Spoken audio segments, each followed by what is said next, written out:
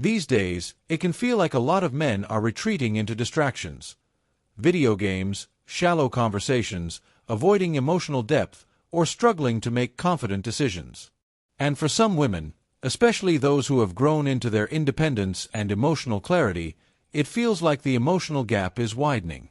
But this isn't just about men being immature or uninterested. It goes deeper.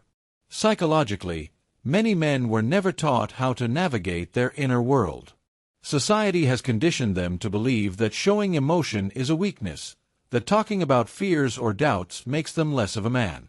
So when they're faced with women who are self-aware, articulate, and emotionally grounded, they often feel unprepared, or even intimidated. It's not necessarily that they don't want deep connection. It's that they don't always know how to build it. This mismatch isn't anyone's fault.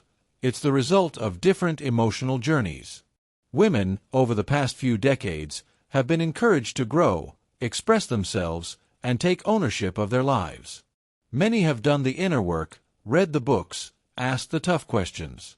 But a lot of men haven't been invited, or pushed, to do the same. And without that inner development, it's easy to fall into patterns of avoidance or emotional distance. So what can be done? Men need spaces where emotional growth is encouraged. They need to feel it's okay to talk, to feel, to be vulnerable without shame. It's not about becoming less masculine.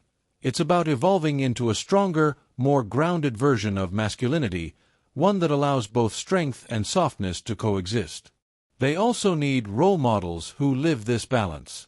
Not perfect people, but real examples of men who lead with integrity, emotional awareness, and quiet confidence. And perhaps most importantly, they need compassion, not criticism. Change doesn't happen when people feel attacked. It happens when they feel safe enough to be honest with themselves. And for relationships to grow, the dialogue has to stay open.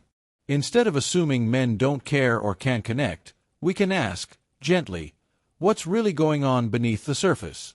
What are they afraid to say? What haven't they been given permission to feel? Because behind every childish man, there's usually a story of emotional neglect, of a boy who was told to toughen up instead of speak up. Healing begins when that boy is finally allowed to grow, not into a different person, but into his full self.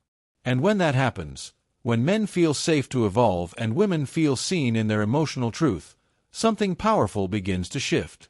Relationships deepen. Conversations grow richer. Decisions become clearer. Not because anyone compromised who they are, but because both sides rose to meet each other with maturity, empathy, and the will to grow.